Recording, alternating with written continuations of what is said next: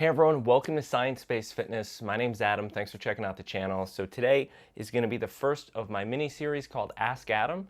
So this is all about addressing questions I've been asked over the years as a personal trainer, or simply answer questions that I've seen a lot on the internet. If you guys actually have questions, drop them in the comments, or feel free to just put them in any of my other videos, and I'd be more than happy to try to address them, as long as they're simple enough to where I can just kind of answer them off my knowledge base already.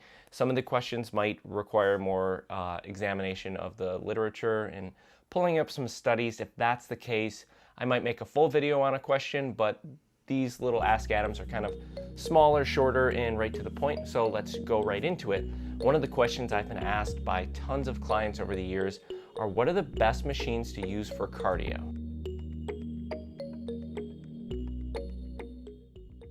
The treadmill, that's the answer.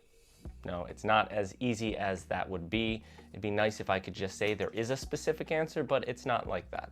So there's gonna be a lot of determining factors. Where's your fitness level at? So are you currently someone that works out a lot? Are you just starting out? Your age and your fitness goals are all gonna be other factors that are gonna play a big part. If you're someone who's never exercised before and you're just getting into fitness and you're watching this trying to figure out what's the best way to go about it, I typically recommend everyone starting out on some type of a bike. Now, the bikes are great because they don't have a lot of impact on the knees. You can obviously turn the resistance up as it becomes a little bit easier, but it's not that impactful for the knees. It's a great place to start. Most gyms have them. You can buy one and put it in your home. There's so many great ways to actually use the bikes. For anyone who's already been exercising for a while, this is where running outside, jogging, maybe even doing some interval sprinting might be more beneficial. Whatever can get you on a piece of cardio equipment and keep you on it for an extended period of time is going to be a great way to go about it. Maybe for a middle-aged woman who has maybe more bone density issues, the bike might not be the best suit for you. Going on some type of a light jog might be more beneficial because it's going to help with more bone density. Even though there's no replacing resistance training, a little more impact for the bones is going to be more beneficial for that bone density over time. Now from here, we get into specific machines that not all gyms will have, like a Jacob's ladder, a rower, a stair stepper. Those are three machines that are killer. They're really, really great for endurance and really breaking a sweat. And if you've ever used a Jacob's ladder, it's extremely challenging. I'll put one on screen on what it looks like here. Basically, you climb constantly. It's like climbing a never-ending ladder on an angle. Extremely challenging. A stair stepper, also really, really tough. Even 10 or 15 minutes can be challenging for those who've never used this before. These machines are a little bit higher risk of injury, so if your balance isn't as good, don't start with these. Use some of the easier machines, easier equipment. When you're confident enough to jump onto these more challenging machines, then you can move to it.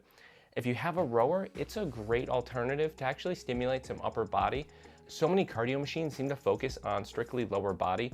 There are some ellipticals that actually get your hands involved, which is okay, but it's not challenging. So the rower, what it is I'll show it on screen here. You're actually gonna stimulate the biceps a lot in the pulling motion. You're gonna be stimulating your back, your rhomboids, your lats. You're actually getting some of the upper body muscles involved. This can actually be a very challenging machine. For those who haven't used it, I definitely recommend using this. It's a lot more common to see one of these in a gym than a stair stepper or a Jacob's ladder or any of those other very specific machines.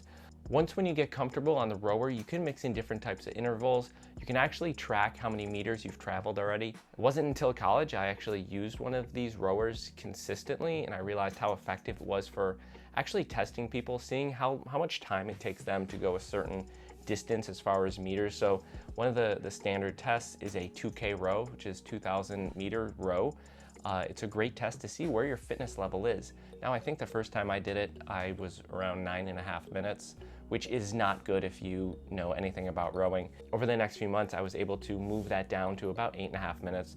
But a 2K row is a great test to really see where your fitness level's at. There's a lot of tricks and tips to that. You can watch some other people's YouTube videos on the best way to 2K row test yourself. I'm not an avid rower or anything. I use it as just a means to exercise. So some other people get really into it and they really have a better understanding of it.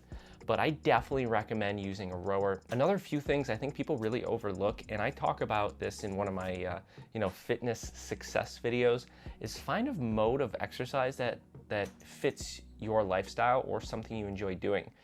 Even if it's like playing tennis, walking. For me, I rollerblade a lot in the summer. I mean, me and my girlfriend went probably a couple 100 miles over this summer just rollerblading around. And it's a great way to find yourself and figure out what you enjoy. I think a lot of people underestimate things like boxing or any type of jiu-jitsu, something that can actually get you up moving and makes you forget that you're actually doing cardio. And that's why people that can actually enjoy running, like I'm so jealous of, because I wish I enjoyed it. I mean, I can't go more than 1.5 miles, 2 miles and just be completely bored.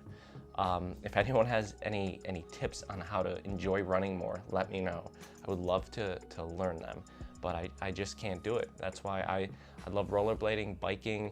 I will say biking seems to be, I've had a handful of clients in their 50s and 60s that have biked and then end up exacerbating injuries from falling off a bike or creating new injuries like shoulder, hip injuries. So if you are gonna start biking outside, just be alert and know where you're biking.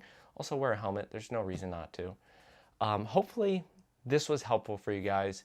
Maybe it can provide you a little bit better understanding on maybe where you should start at, what machines are helpful. So the main takeaway here I want you to really think of is just address your fitness level. If you have poor balance, if you're new to fitness, start with a bike. If you're someone that's been exercising for a while, the world is yours. Try to figure out what form of cardio is going to keep you consistent. All right, guys, well, that's it for the video. I hope you enjoyed it, and we'll see you guys in the next one. Remember, if you have questions you want answered, drop them in the comments, and I'll do my best to try to siphon through everything and make this into another video. So I hope you enjoyed.